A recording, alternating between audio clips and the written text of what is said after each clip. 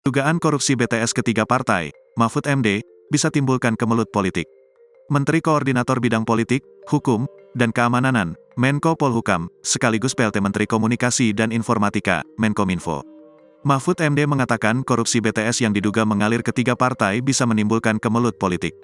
Mahfud MD menyebut, pendalaman atau penyelidikan kasus dugaan korupsi pembangunan menara BTS 4G itu berada dalam koridor aparat penegak hukum, APH. Ia mempersilakan Kejaksaan Agung dan Komisi Pemberantasan Korupsi, KPK, untuk mendalami dugaan itu. Oleh sebab itu, saya persilakan Kejaksaan atau KPK, ucap Mahfud.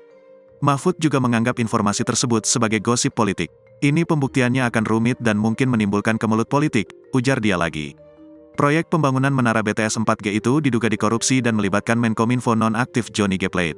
Mahfud MD menyatakan tidak akan menggunakan jabatannya untuk mengintervensi proses hukum dugaan korupsi pembangunan menara Base Transceiver Station, BTS 4G, sebab Mahfud telah mendapatkan informasi bahwa aliran dana dugaan korupsi pembangunan menara itu mengalir ke tiga partai politik.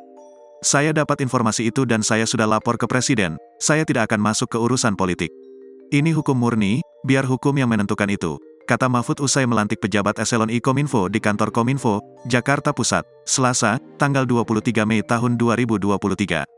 Mahfud mengatakan, proyek tersebut sudah berjalan sejak 2006, tetapi, baru menemui masalah pada anggaran tahun 2020. Proyek itu berlangsung sejak tahun 2006 sampai tahun 2019 berjalan bagus, baru muncul masalah sejak anggaran tahun 2020. Yaitu ketika proyek senilai Rp28 sekian triliun itu dicairkan dulu sebesar 10, sekian triliun pada tahun-tahun 2020 sampai tahun 2021, kata Mahfud di Kompleks Istana Kepresidenan, Jakarta, Senin, tanggal 22 Mei tahun 2023, kemarin. Mahfud mengungkapkan, ketika dana tersebut hendak dipertanggungjawabkan pada Desember tahun 2021, ditemukan fakta bahwa tidak ada pembangunan menara BTS yang sudah dianggarkan. Pihak yang mengerjakan proyek itu pun meminta perpanjangan waktu untuk membangun BTS hingga Maret tahun 2022, dengan alasan pandemi COVID-19. Padahal, uangnya sudah keluar tahun-tahun 2020 sampai tahun 2021. Minta perpanjangan sampai Maret, seharusnya itu tidak boleh secara hukum tapi diberi perpanjangan, ujar Mahfud. Untuk diketahui, Johnny G. Plate, yang juga politisi Partai Nasdem, ditetapkan sebagai tersangka kasus dugaan korupsi penyediaan menara BTS 4G dan infrastruktur pendukung 1, 2, 3, 4, dan 5 bakti Kementerian Kominfo tahun-tahun 2020 sampai tahun 2022. Direktur Penyidikan Jampitsus Kejagung Kuntadi mengungkapkan, penetapan tersangka terhadap Plate terkait wewenangnya sebagai pengguna anggaran dan posisinya sebagai menteri. Tentunya selaku pengguna anggaran dan selaku menteri. Atas hasil pemeriksaan tersebut sehingga tim penyidik pada hari ini telah meningkatkan status yang bersangkutan dari saksi menjadi tersangka, kata Kuntadi. Dalam perkara ini, kerugian yang dihitung Badan Pengawasan Keuangan dan Pembangunan, BPKP, ditaksir mencapai Rp8,03 triliun. Sementara dana yang digulirkan untuk mendanai proyek ini mencapai Rp10 triliun. Rompi pink ya? Ya Pak, betul. Mana pakai rompi nggak? Anjir, rompi anjir. Wow. Pak, katanya dapat setoran Pak. Dapat berapa Pak? Dapat berapa Pak? Dapat berapa Pak? Berapa triliun Pak? Berapa triliun Pak? Banyak banget Pak, 8 triliun. 500 juta Pak. Pak udah kaya Pak. Pak 500. Johnny, yes Pak. Pak setoran rutinnya Pak ya. Dari anaknya Pak. Dari anak Latif ya Pak, setoran rutinnya Pak. Pak Johnny. Pak, warna rompinya cakep Pak. Rompinya cakep Pak. Kasih jalan. Buka jalan. Buka jalan.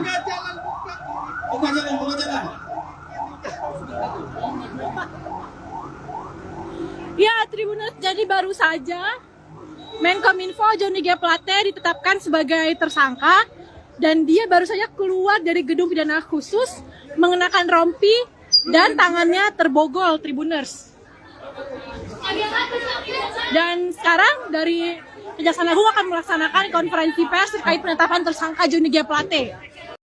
Saya ke sini juga ada perpres, nah setelah itu tadi perpresnya sudah dibacakan, itu sudah lama sebelum ini. Saya tadi sudah menyampaikan pesan-pesan yang sifatnya normatif, sekaligus filosofis dan psikologis, berdasar aturan perundang-undangan. Tetapi saya ingin sampaikan, tadi saya menyampaikan 5 hal khusus untuk kehadiran saya sebagai PLT di sini. Mengapa? Karena saya menjadi PLT itu karena ada satu peristiwa hukum, sehingga harus diangkat seorang PLT. Kebetulan Presiden meminta saya sebagai PLT Kominfo sampai waktu yang nanti akan ditentukan kemudian.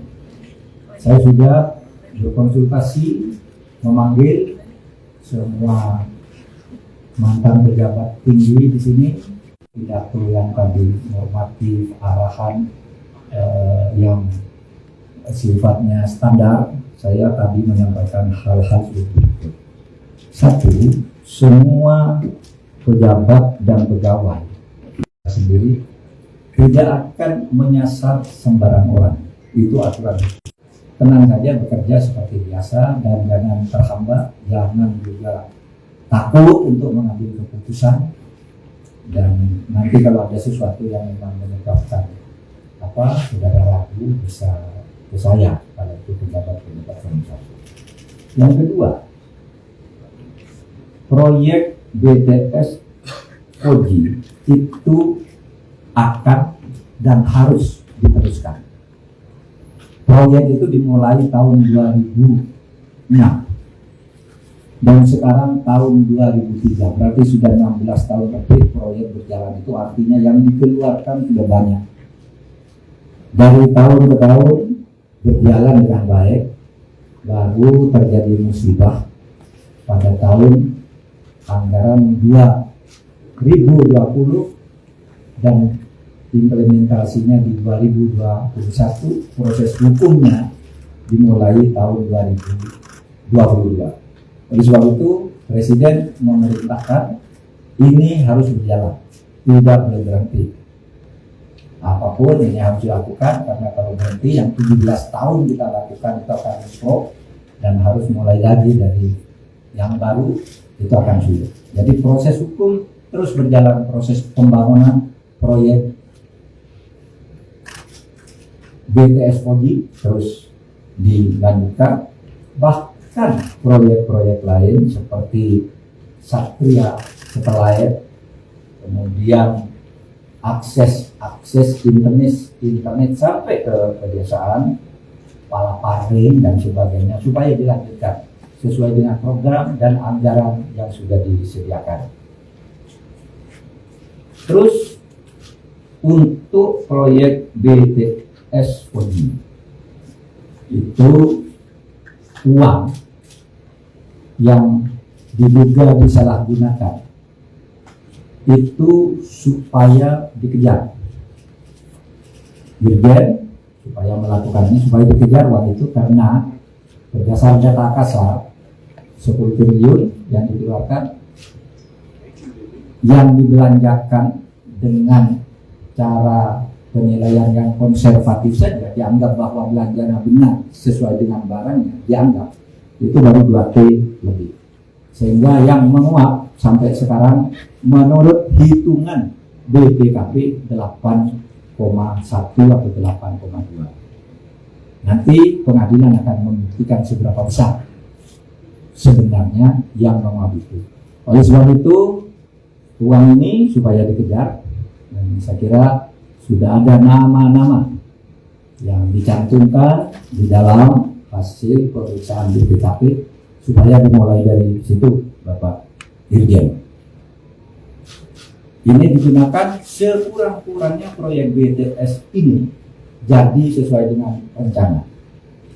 Karena menurut hitungan BPKP kan sebenarnya dari 10 triliun lebih itu sebenarnya kan dengan sepertiganya aja menurut para ahli juga cukup untuk melengkapi itu semua. Berarti ini kan tinggal dikejar, masa mau hilang semua. Jadi ini supaya dikejar, kembalikan semaksimal mungkin, dan proyek terus jalan. Sebagai Menkominfo yang baru, kapan saja GPKP mau masuk harus diizinkan, dan saya undang untuk datang ke sini untuk menyelesaikan kasus-kasus yang sudah ada. Pun kepada para penegak hukum tidak akan dihalangi. KPK, Kejaksaan, Kepolisian, kalau memang ada laporan yang masuk akal untuk diteliti, kami persilahkan, kami buka pintu selebar-lebarnya.